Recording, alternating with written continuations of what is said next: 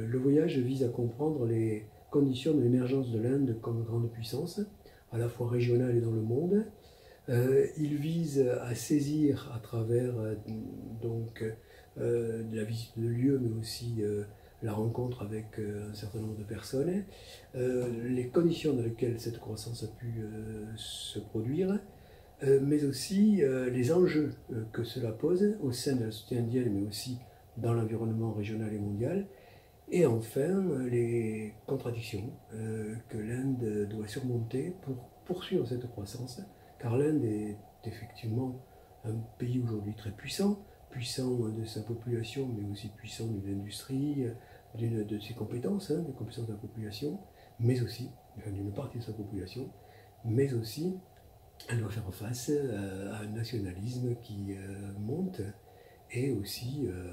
aux couches moyennes qui se développent, qui sont aujourd'hui très exigeantes et qui peuvent basculer d'ailleurs aussi bien du côté d'une modernité très dynamique, très porteuse de poursuite de cette croissance, mais aussi, ces couches moyennes, elles peuvent aussi basculer vers un nationalisme dangereux. Alors, le voyage va commencer à Delhi, et en fait, l'originalité de ce voyage, c'est de suivre un trajet en fait assez classique